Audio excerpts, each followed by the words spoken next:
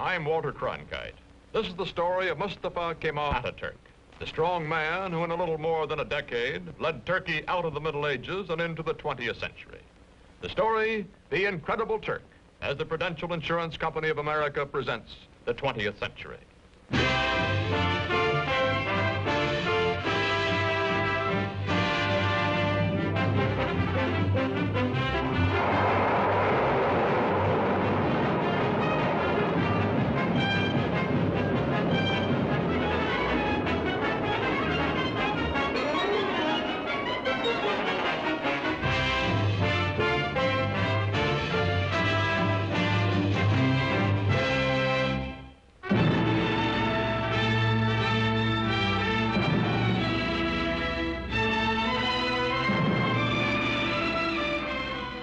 In the Middle East today, chaotic, vulnerable to Soviet expansion, Turkey, modern, powerful, and a rarity in this area, pro-Western, is prepared to defend herself against any aggressor.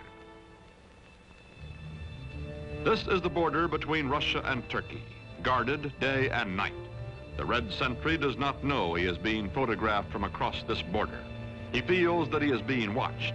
He is also suspiciously watchful.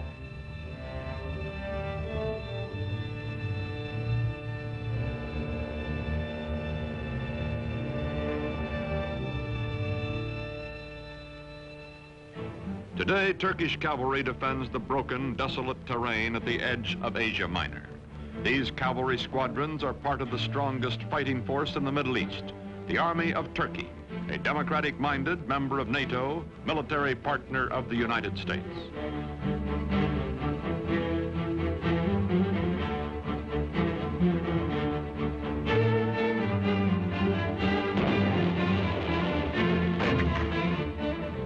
Modern Turkey, strong and stable, was created out of a dying Oriental despotism by one man, unique in history, Mustafa Kemal, called Atatürk, father of the Turks. In a moment, this story, The Incredible Turk. By 1900, the Ottoman Empire, land of many races and religions, has lost her ancient tolerances and her world position, is reduced from medieval splendor to medieval squalor.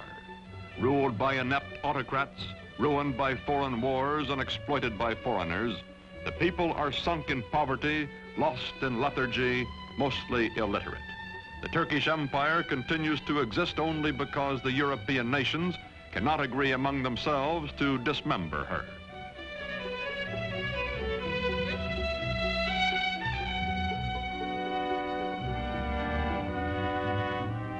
Before World War I, Germany has plans to embrace Turkey as an ally, then to subjugate her as a satellite. To visit the sick man of Europe, as Turkey is called, comes the German emperor himself, Kaiser Wilhelm II. He is received with more than ceremony. His glowing promises, such as the Berlin to Baghdad Railroad, are believed by the Sultan and his government, and even by the nationalist-minded young Turks. When war comes, Turkey will waver between her old friend Britain, allied with her hereditary enemy Russia, and her new friend Germany. On October 29, 1914, Turkey takes into war, on the Kaiser's side, her obsolescent army.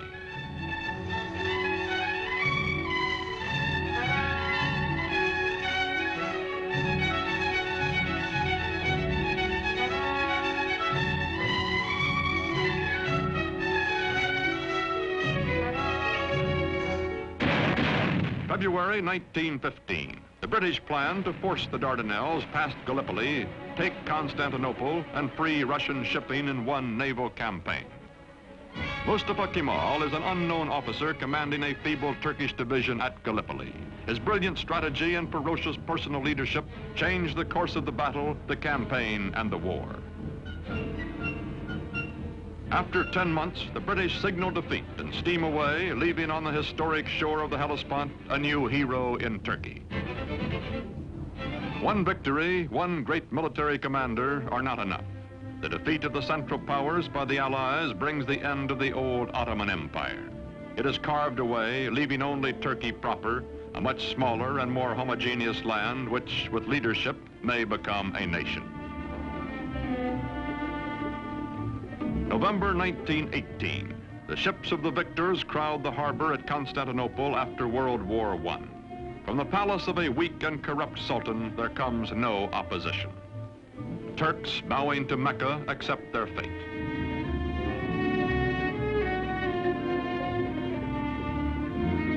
From France and from Great Britain, occupation troops disembark to take over the ancient capital.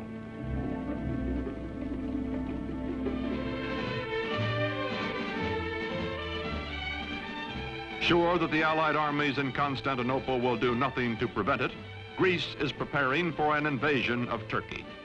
On May 15, 1919, the Greeks land their troops.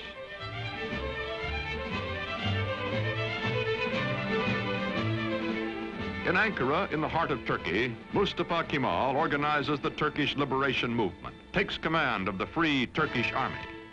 From far off Constantinople, the Sultan repudiates him, but Mustafa grimly swears that he will gain Turkey's freedom or die. No other general equals this man, and the Turkish soldiers need only to be led to fight. They are traditionally warriors.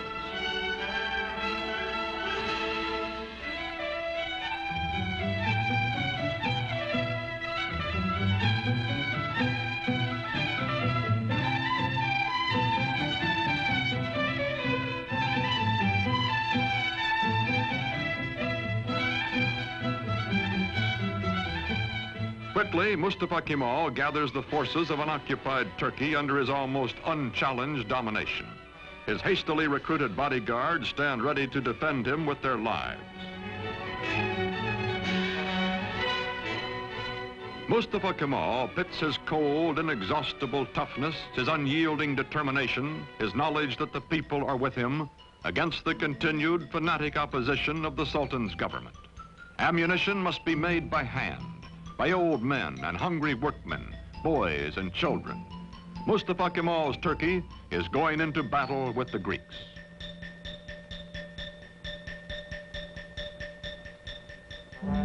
The war with the Greeks lasts 3 years, from 1919 to 1922.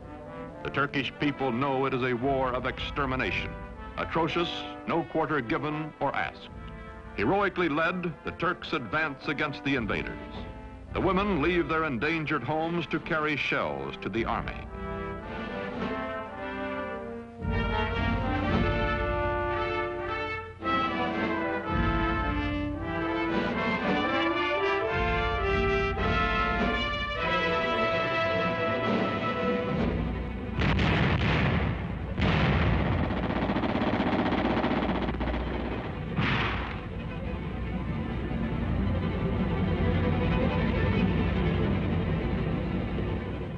September 1922, the Greeks are driven back to the Aegean Sea.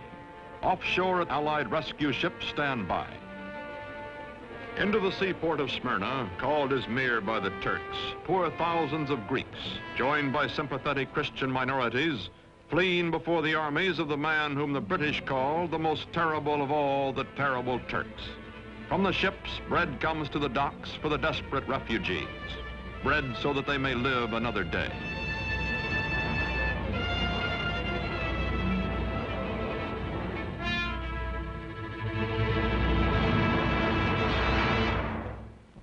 September 9th, 1922.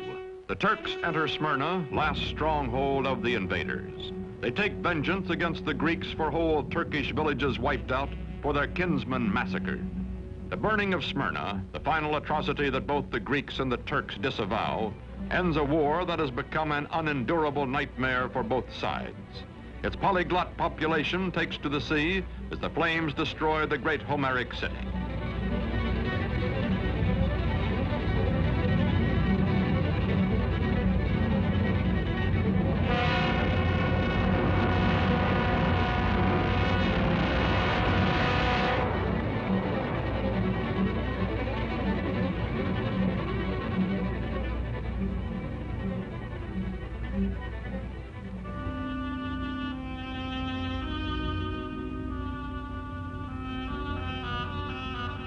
Star and crescent fly over liberated Turkey. Mustafa Kemal Pasha, married to a woman of Smyrna who personifies his ideal of Western freedom for all Turkish women, is Chief of State and Supreme Commander of the Army. With the winning of the war, he removes his uniform, never to wear it again. He is now granted dictatorial powers by the elected National Assembly. In Constantinople, to be officially renamed Istanbul, the foreign occupation troops are evacuated. In the fall of 1922, Sultan Mohammed VI, whose family has reigned for 7 centuries, fears for his life and goes into exile as crowds cheer his going. Mustafa Kemal's victorious army enters Istanbul.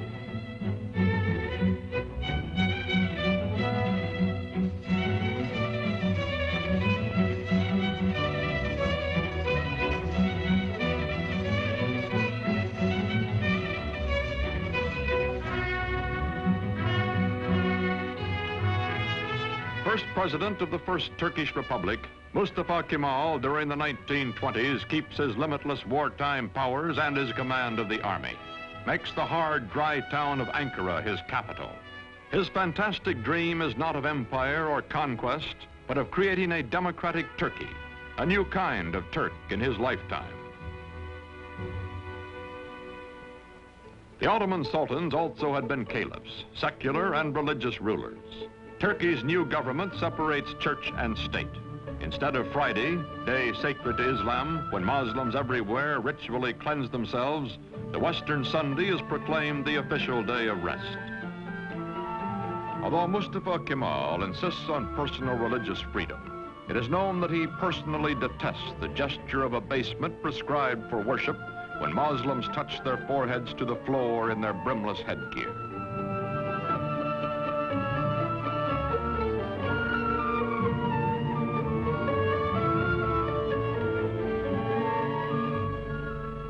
To Kemal, this headgear, the fez, symbolizes Turkey's Oriental fatalism and ignorance. He will abolish it.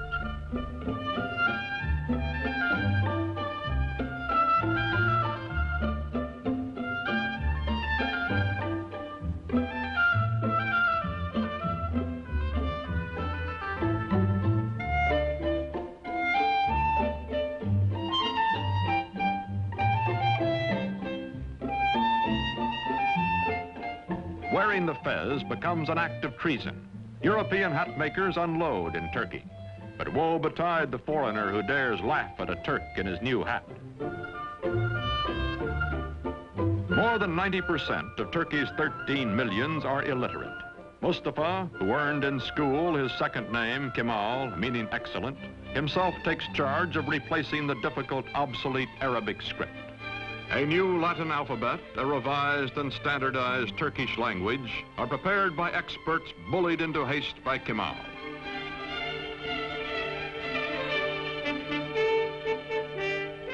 To make a modern nation capable of government by the people, all Turkey must be sent to school.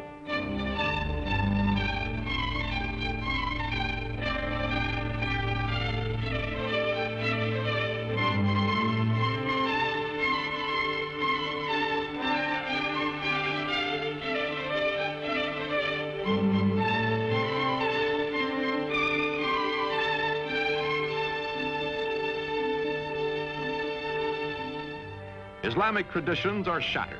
A man's image, Mustafa Kemal's, is displayed in public.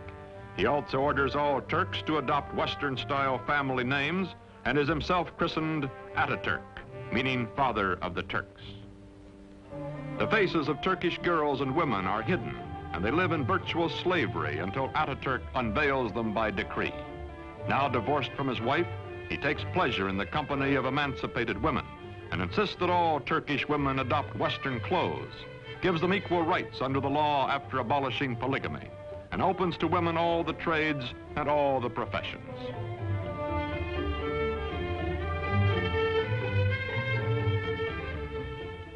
Ataturk, who has eaten the black bread of poverty and lived in the front lines of war, acquires the trappings of power. His proud, fiercely disciplined bearing, which annoyed his superior officers years before, does not change now that he acknowledges no superiors. The men around him treat him as emperors, and primitive chieftains and modern dictators are treated. Flatter and yes him, seek the smallest of privileges, such as lighting his cigarette.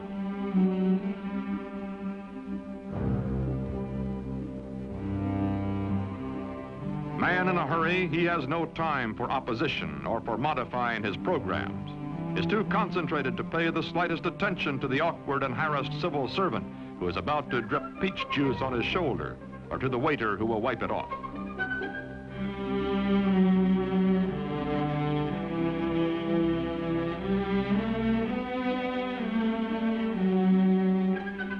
Although gossip is rife of his spare time affairs with women, of private drunken orgies by which Ataturk relieves long periods of relentless labor, this monarch in mufti never loses his public dignity, even at play.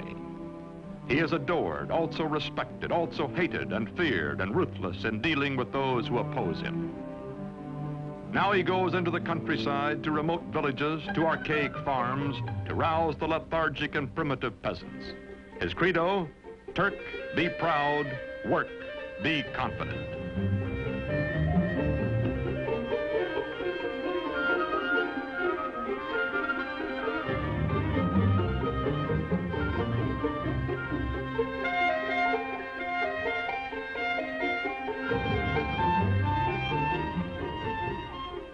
There are two ways of conquering, says Ataturk, by the sword or by the plow.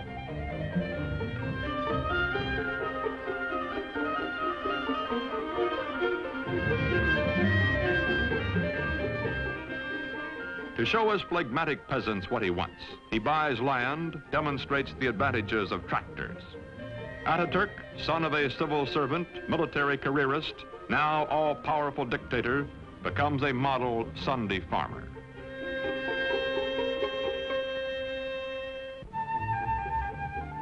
The world is anxious to restore good diplomatic relations with Turkey. From the United States comes Ambassador Joseph Clark Grew. For this revolution and high accomplishment, one man is primarily responsible. The name of Gazi Mustafa Kemal will forever be associated with the development, founding of the new modern Turkish state, and will forever be inscribed indelibly upon the rolls of history. Türk milleti taben demokrattır. The Turkish nation is democratic by nature. Zaten çok yükselmiş bulunan Amerika milletinin Türk milleti. I have no doubt that the American nation, which has gone so far in this ideal, is Turkey's friend in her aims. Bütün beşeriyeti birbirini sevmeye. This will not be all. Perhaps it can lead to a world of love, with all old prejudices erased, with all nations coexisting in peace and prosperity. When the Great World Depression of the 1930s slows down economic reconstruction in the country, Turkish people by the thousands wait for Ataturk to bring him their troubles and their problems. To the man in the street, Ataturk is his personal boss and his personal friend, willing to listen, wanting to help.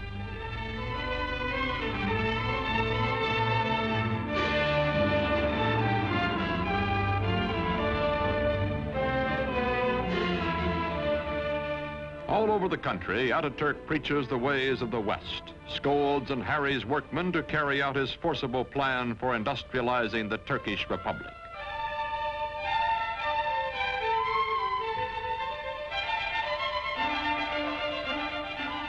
Turkey begins to move into the 20th century, builds dams, mills, factories. The tempo is fantastic. Industrial production under Ataturk increases tenfold. Still, there are growing pains, a poorly designed and poorly run heavy industry operating at a loss, profitable light industry deliberately run at an excessive profit to cover the deficit. Turkey's textile mills being a notable example.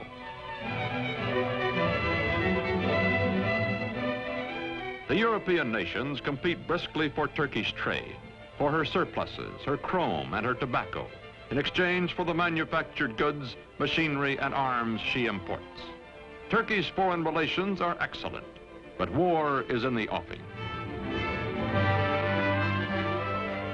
Ataturk hopes Turkey can remain neutral, as indeed she will do during most of World War II.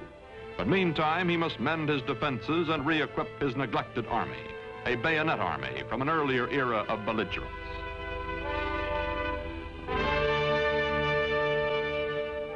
Turkey's dictator has said, Hitler will lead a dynamic nation to destruction by whipping its passions, and Mussolini will play Caesar. Time is proving him right. Aging now, Ataturk gives his personal fortune to the nation, lives quietly, spends time teaching the youngest of his 6 adopted daughters the alphabet he made all Turkey learn.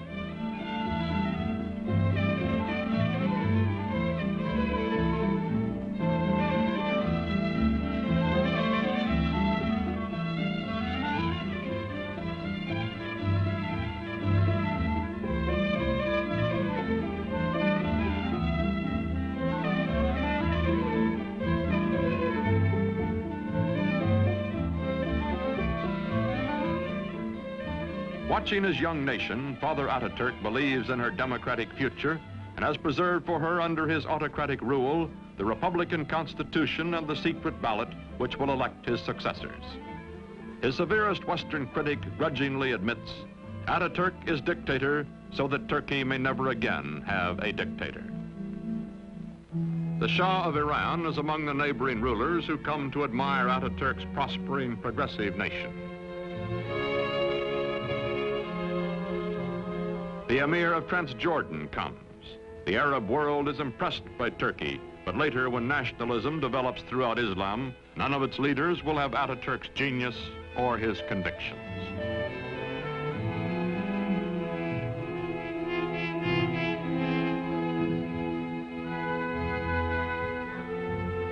An ailing Ataturk spends much time aboard the yacht presented to him for his health by the Turkish people.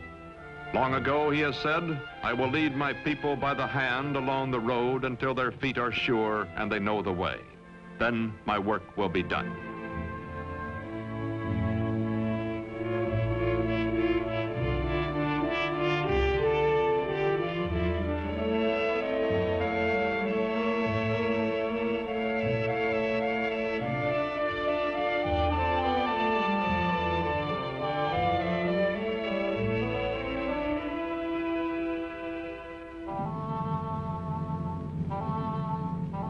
On November 10th, 1938, Ataturk dies at the age of 58. 13 years of his life he spent in active warfare fighting for Turkey. For 15 years, until his death, he was our first president and absolute ruler. His last command is that his successor be one who will follow his course. İsmet İnönü is that man.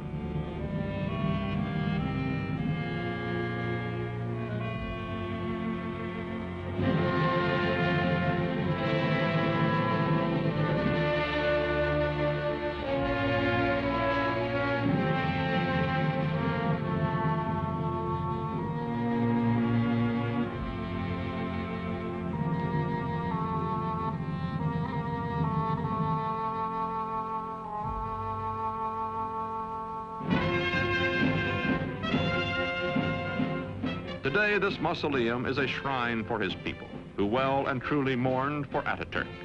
Marching past in fighting trim, the soldiers of Turkey are the sons of the ragged forces who followed him to fight for Turkish independence 40 years ago.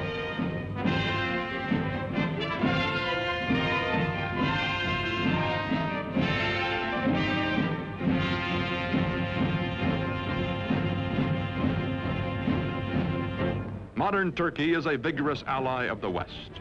She welcomes not only foreign products, but the foreign bases and men on her soil to help defend her way of life and her NATO alliance. Not all of her problems have been solved, however. Her economy is heavily bolstered by, some say virtually dependent on, Western aid. Her democracy is still far from perfect, and historians still argue about Ataturk, the man who in less than 2 decades made Turkey over. His methods, his tyrannies, his personal habits. Yet none denies the staggering achievements of the incredible Turk.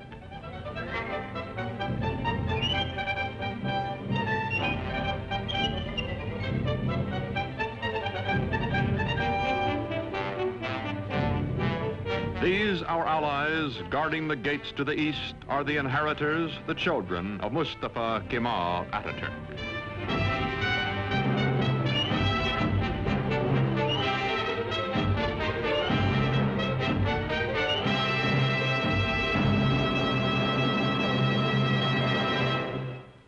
The story of next week's episode in a moment.